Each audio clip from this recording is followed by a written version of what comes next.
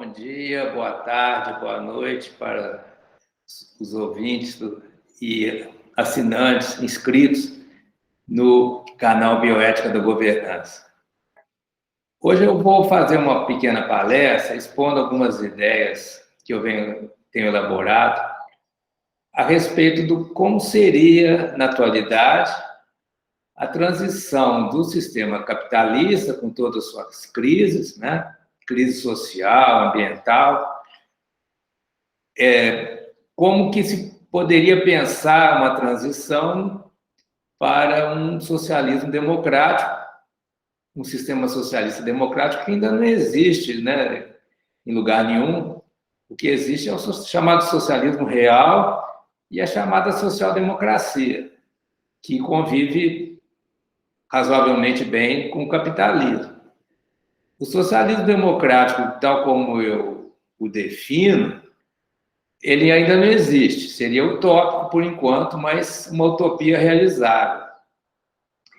E o método para haver uma transição das reivindicações que são feitas pela sociedade dentro do sistema capitalista para além desse sistema, eu penso essa transição como uma transição gradual, contínua e pacífica, sem necessidade de uso da violência. Essa transição, ela pode ser feita, em princípio, é o que eu vou defender aqui, por uma mudança no modo de emissão e distribuição do dinheiro. Quer dizer, eu tomo não a propriedade, mas sim o dinheiro como o fator-chave para a gente pensar as classes sociais e para a gente pensar uma transição para um sistema socialista. Isso vai além do marxismo convencional, né, ou o marxismo-leninismo, e sem negar os fundamentos do marxismo, né, mas vai além das teorias existentes, né, que colocam principalmente, né, colocam a ênfase principalmente na questão das chamadas relações de produção, o regime de propriedade, né, que se propõe uma estatização da propriedade privada, produtiva e outros meios para se fazer uma transição para o socialismo e finalmente se atingir o chamado comunismo, que seria o ponto final dessa trajetória. A minha proposta é bem distinta dessa, eu não quero confundir, né? Então eu vou chamar essa proposta de proposta comunista, né? E a minha proposta de um socialismo democrático. Na minha proposta, o eixo para a gente analisar as classes sociais e a mudança uma mudança no sistema de classe social, de classes sociais, é o dinheiro. E o que dispara esse processo de transição seria a renda básica universal. Então, eu vou aqui expor essa teoria que eu tenho elaborado e fico exposto às críticas de vocês também, né? As críticas são bem-vindas, porque é um assunto que merece discussão, reflexão, debate. Provavelmente a minha proposta tem também erros, deficiências, lacunas que precisam ser mostrados, né, para que seja aperfeiçoado e que possa algum dia ser útil. Então, eu vou começar tratando da questão das classes sociais. Na visão marxista tradicional, nós temos, dentro do capitalismo, basicamente 3 classes sociais. Os detentores dos meios de produção, que são uma classe chamada de burguesia. Nós temos aqueles que têm que se submeter às condições de trabalho, né, de exploração, de opressão, de alienação da burguesia para poder sobreviver, que é a classe proletária. Então, todos aqueles que não são proprietários e que conseguem uma oportunidade de trabalho junto às empresas que têm propriedade privada, eles têm uma condição, né? Eles pertencem à classe proletária. E temos o chamado lumpenproletariado, que são os contingentes da população que estão excluídos desse processo, quer dizer, não tem nem a oportunidade de ser explorado, de ter o seu trabalho explorado, receber o salário e ter uma forma de sustento regular, né? Então, o lumpenproletariado depende de situações ao acaso, né, para sobreviver, compõem a chamada economia informal também, no sentido de que a obtenção dos meios de sobrevivência se faz de uma forma totalmente não sistemática. Eles estão excluídos do sistema, não estão integrados no sistema. Eu vou propor um desdobramento dessas três categorias de acordo com o acesso ao dinheiro, certo? Então, nós vamos ter um outro sistema de classes sociais que eu vou chamar por números. Temos a classe 0, a classe 1, a classe 2, a classe 3, a classe 4, dependendo do número de intermediários para o acesso ao dinheiro. Então, a classe 0 é a classe daqueles que emitem o dinheiro, certo? Os bancos.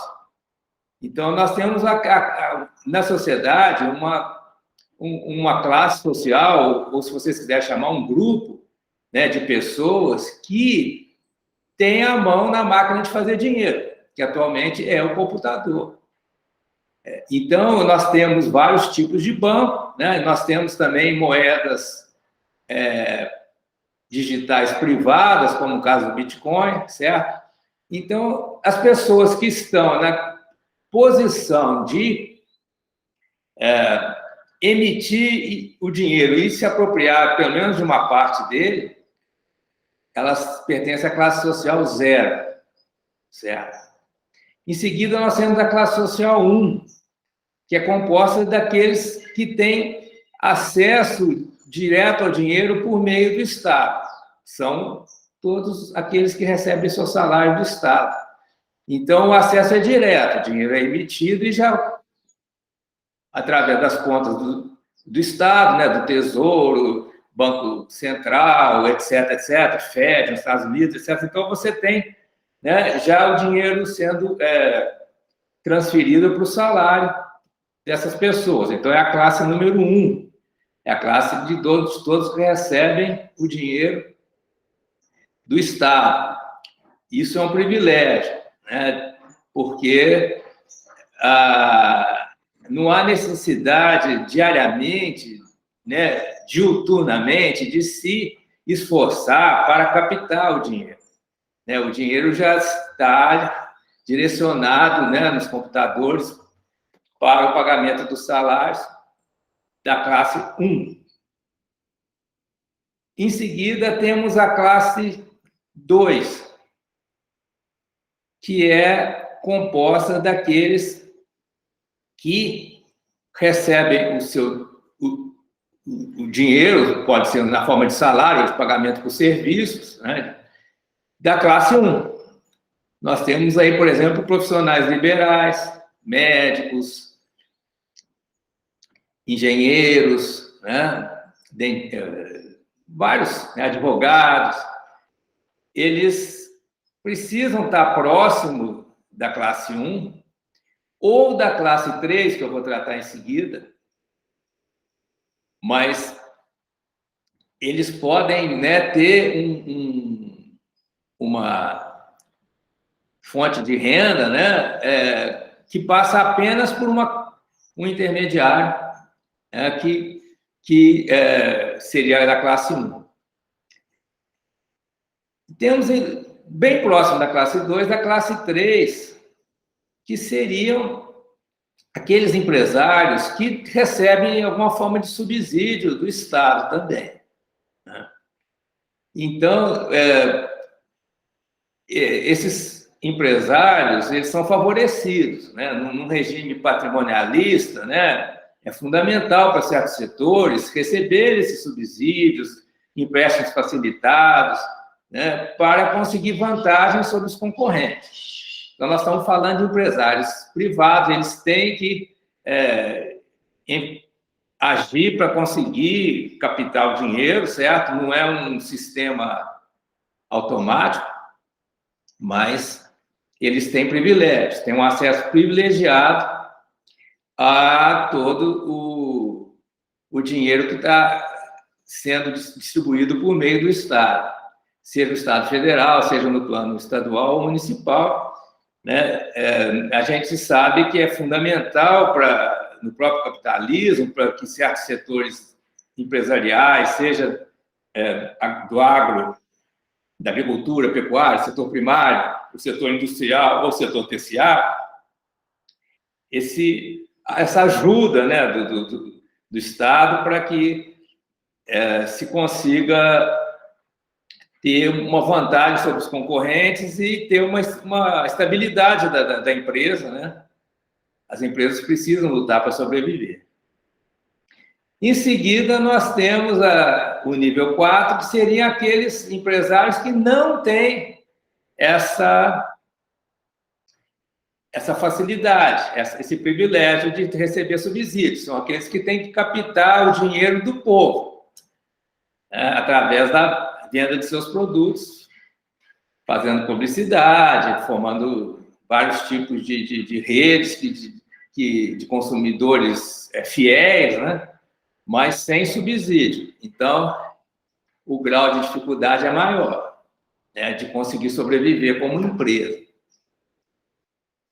Em seguida, nós temos, né, aquela classe das pessoas que trabalham para esses empresários, seja os empresários que têm privilégio, seja aqueles que não têm privilégio. Então, nós temos, né, uma classe aí que vamos receber os 5, né? Porque tem 4 intermediários entre a emissão do dinheiro e a captação do dinheiro por essas pessoas, né, na forma de um salário, de um pagamento. Né? Hoje em dia nós temos a precarização aí que faz com que esse recebimento, né, do dinheiro se torne cada vez mais difícil, né? E uma quantidade cada vez proporcionalmente menor de dinheiro que essas pessoas conseguem captar. E temos um nível 6, que são aqueles que não têm sequer, né, uma ligação formal ou algum tipo de contrato com o nível 5, certo? Então, nós poderíamos pensar uma sociedade com esses 6 níveis e como que a adoção de um sistema de renda básica impactaria as relações de poder entre esses grupos ou classes, que correspondente a esses níveis.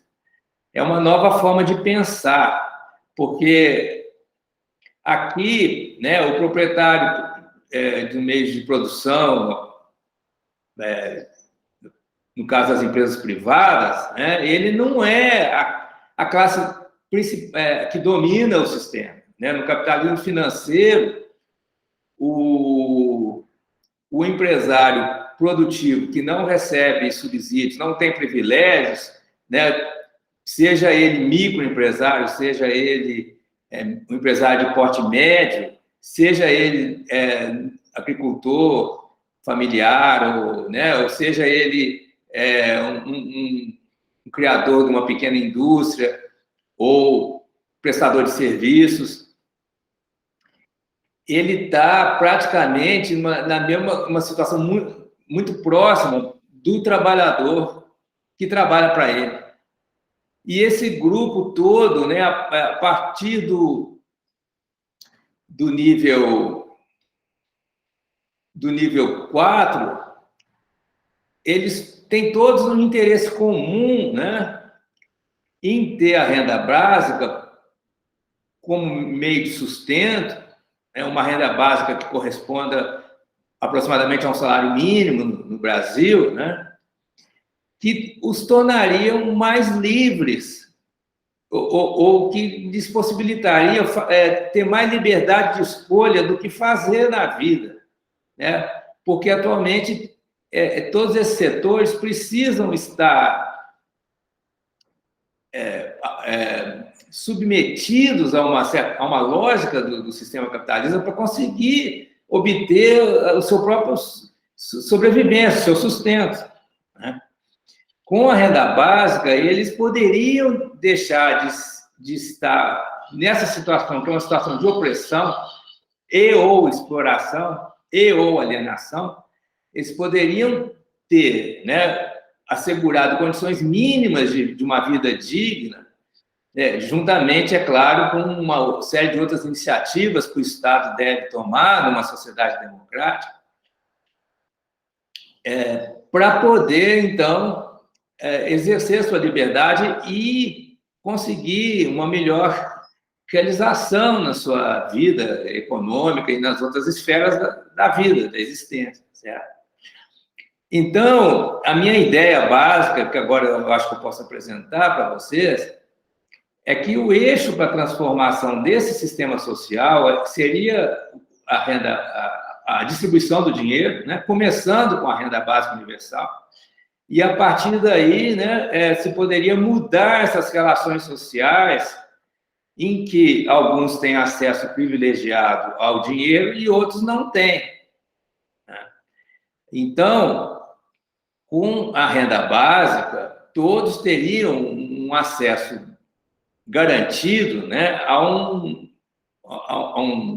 valor mensal que lhes possibilitaria uma sobrevivência em termos mínimos, né?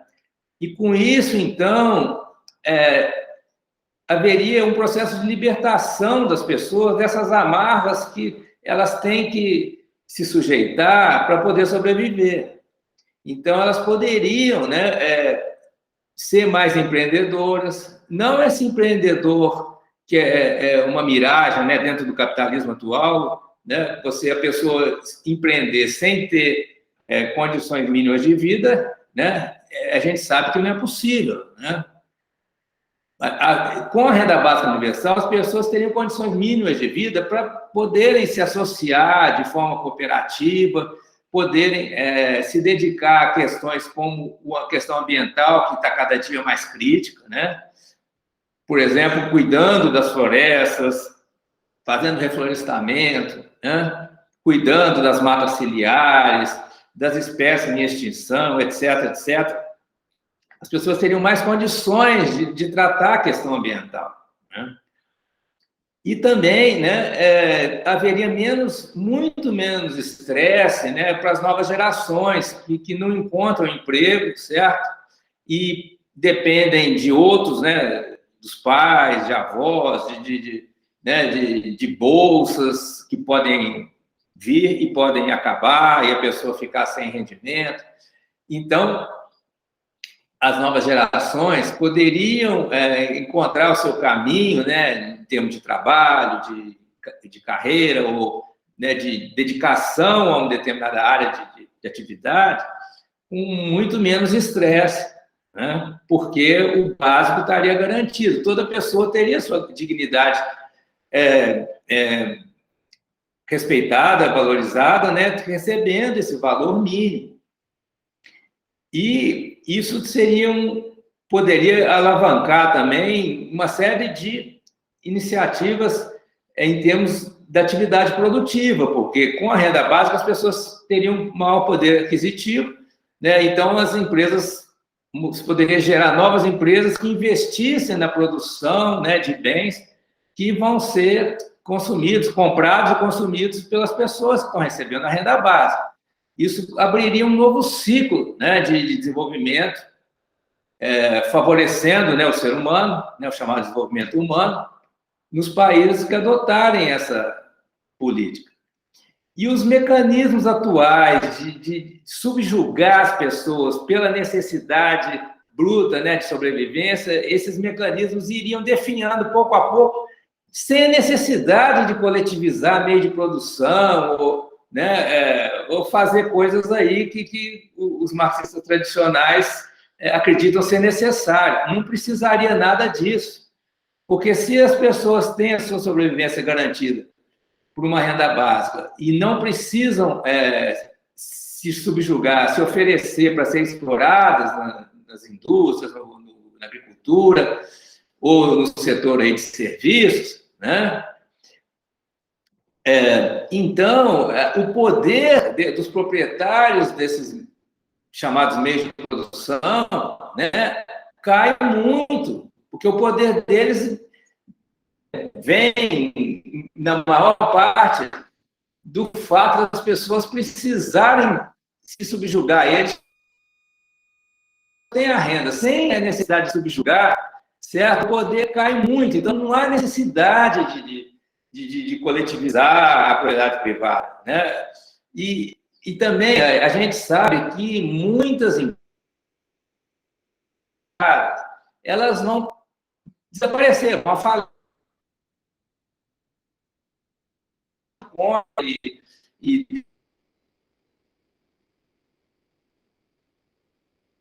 decidir. Isso aí é algo que eu, como administrador, sempre reparei, né, que falta para os marxistas essa noção, né, do papel do administrador, que muitas vezes é o próprio dono, né? O dono é aquele que tem maior interesse que a empresa prospere, né, que ela faça inovações, que ela conquiste mercado, né, que ela consiga ter lucro, para que ela, ou seja, né, que ela seja bem sucedida.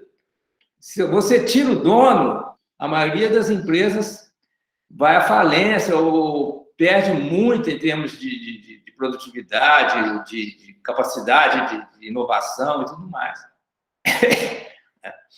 E a gente vê que em países que seguem o caminho da China, né, que não é só a China, né, tem outros países que são capitalistas e que seguem também o caminho da China, né, nós temos sociedades por ações, né, nós temos empresas em que a propriedade está compartilhada, né, em proporções, né, para que não fique assim uma espécie de um despotismo de um único dono, né, ou uma família, né, que já é dona do negócio e que há muitas gerações e que faz o que quer e causa injustiça, sofrimento, etc.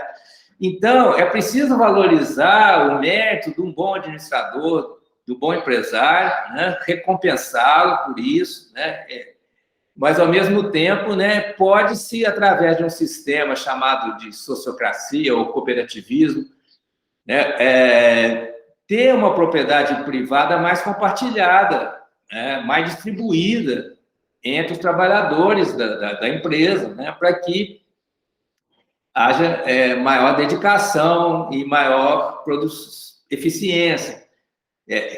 Maior produtividade não significa trabalhar mais de 40 horas semanais, não é isso, né? A gente vê o exemplo aí de empresas que reduzem a jornada de trabalho e mantêm ou até aumenta a produtividade, porque a produtividade depende da mente das pessoas, né? Das pessoas estarem pensando e achando soluções para os problemas das empresas, certo?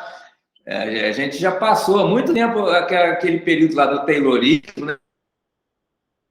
Dependia da quantidade de horas de trabalho manual, né, na linha de montagem, isso aí já passou, né, infelizmente, né. Hoje em dia nós temos até robôs fazendo isso nas grandes indústrias automobilísticas e a produtividade hoje em dia ela depende mais da mente do que das mãos, né?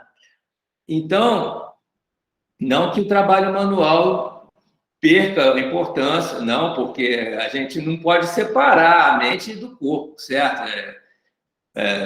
Aí já na filosofia da mente, da neurociência, né, a gente sabe que é uma coisa só, que a gente estuda a nossa mente, o nosso corpo constitui um único sistema, certo? Então, não há por que privilegiar o trabalho manual, nem há por que privilegiar o trabalho intelectual em relação ao manual, porque são duas faces da mesma moeda, certo? Então, como eu estava dizendo, a gente não pode pensar essa questão aí da produtividade nos moldes do Taylorismo, né? Mas também não podemos abandonar totalmente a ideia, a importância do trabalho corporal, né? Na verdade, não é só trabalho manual, é trabalho corporal, inclusive para a saúde mental das pessoas, né? Se a pessoa ficar só no computador o dia inteiro, ela vai ter problemas de saúde mental, né? É importante a gente também trabalhar com o corpo como um todo, né? E se relacionando com a natureza, né? Com as plantas, os animais. Isso é importante para a saúde mental, né? Então, a gente não precisa, de maneira alguma, né, abolir a propriedade privada, né? Pelo contrário, a gente precisa distribuir melhor a propriedade privada, e a forma de fazer isso é através da distribuição do dinheiro, porque com o dinheiro as pessoas podem sobreviver melhor, empreender, conquistar mais dinheiro e comprar aquilo que elas quiserem. Mas tem dinheiro, né, ou melhor, tem um dinheiro negativo, né, as pessoas têm dívida, já nasce como dívida, né, as pessoas não conseguem ter acesso à propriedade, né, então as novas gerações não estão conseguindo, né, comprar um imóvel, uma casa própria, né, por outros motivos também já não é mais, já não traz tanto apelo para as novas gerações, né, até também pela dificuldade de comprar um carro novo, né? O carro 0 quilômetro, por vários motivos, está ficando cada dia mais caro, né? O acesso ao carro novo está cada vez mais restrito, né? E as pessoas, por vários motivos, né, inclusive a pandemia, né, elas estão endividadas, né? E isso, pouco a pouco, vai levando a economia para a recessão. Então, a forma de combater esse próprio capitalismo e de deflagrar um processo que só vai se completar no socialismo seria colocar dinheiro nas mãos das pessoas, na mão das pessoas.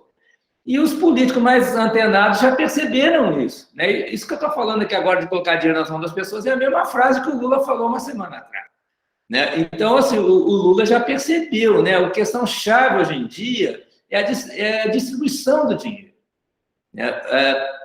Há uma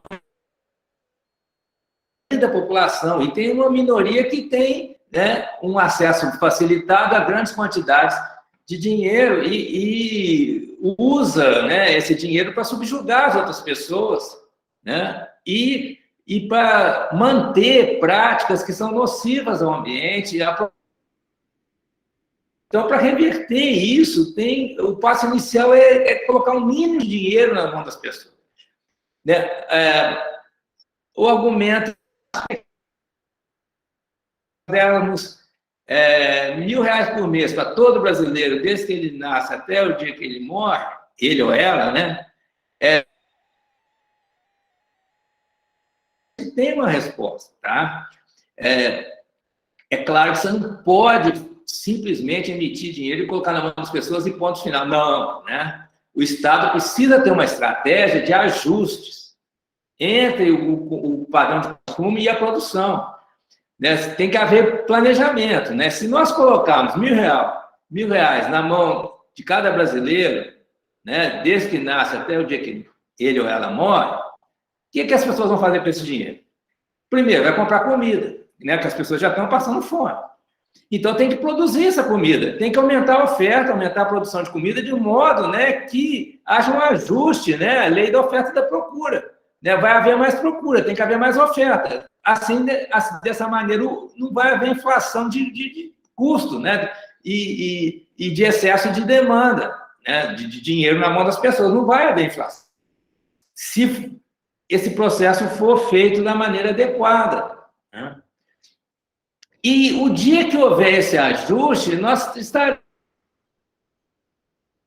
É uma sociedade que, sem exploração, sem opressão e sem alienação sistêmicas, né? As pessoas não vão precisar se submeter à exploração, né, do patrão ou da patroa, né, para poder sobreviver. As pessoas vão sobreviver com a renda básica e vão dedicar sua vida àquilo que as realiza, né?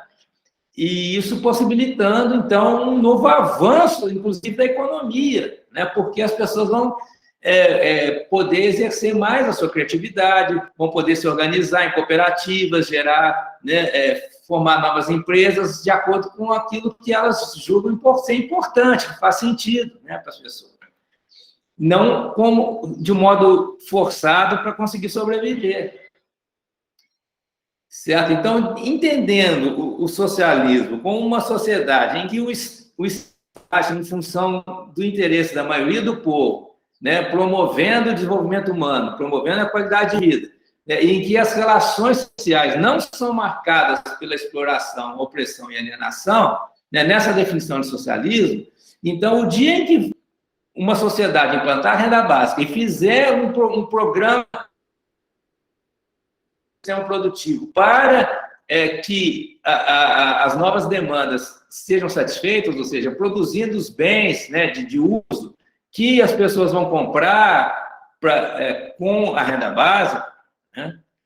Quer dizer, uma infraestrutura econômica adaptada, né? Então, aí será uma sociedade socialista. E se isso acontecer, a gente vai transitar do capitalismo,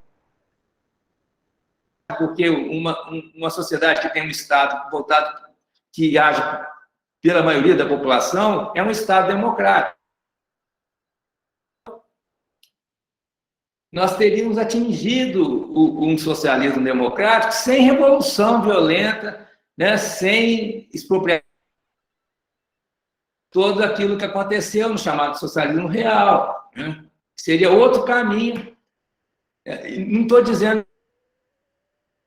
que havia, né, na Rússia os mencheviques, na Inglaterra os fabianos, né, todos aqueles que pensaram alguma coisa desse tipo, que a distribuição do dinheiro como eixo, né? Hoje em dia, a partir principalmente da chamada teoria monetária moderna,